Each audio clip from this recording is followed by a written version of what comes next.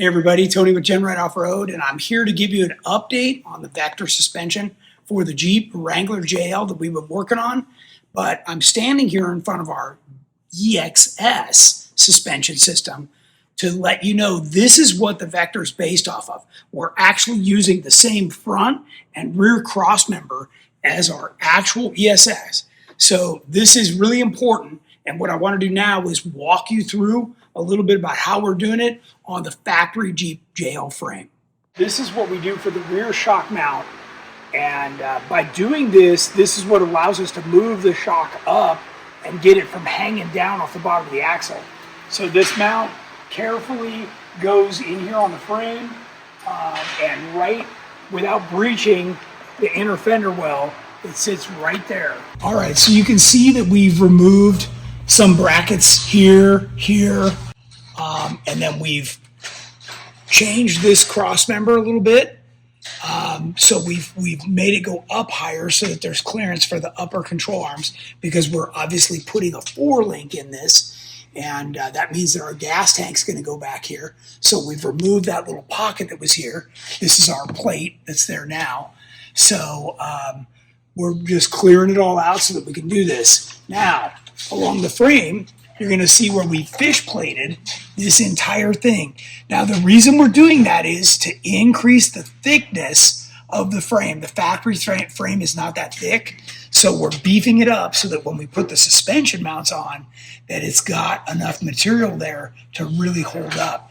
So you've got our big 1/4-inch thick cross member here, rear cross member, with the lower links on it, and then the upper link mounts right here. So that's really cool. And then you can see that this fish plating continues all along here, all the way up to this part on the front. So here's the front cross member, and that's another 1/4-inch thick cross member. Right now we've just got this in place for the new transmission mount, but it gives you a good idea. And then you can see as we move down, here's where the factory suspension, front suspension, was removed from. And the only other thing that we've done up here now is the brand new track bar mount. And that is really nice, and this works around the factory style coil spring that's here. And then we also did this on the other side to clear the steering upon the up travel. This stuff's just sitting here, but yeah, you'll get the steering. We are going to relocate this thing. The oil filter is going to get a remote put on there, but yeah, we French into the frame so that the track bar and drag link can clear that.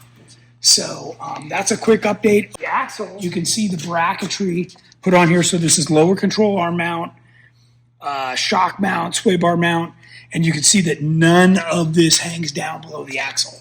This is all flush with the bottom of the axle.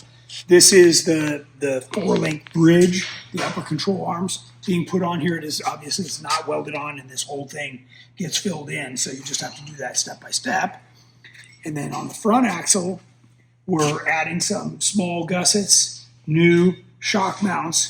We're retaining the factory lower control arm mounts, and we're going to retain the factory upper control arm mount, but we have a brand new clevis that goes over this and encapsulates that.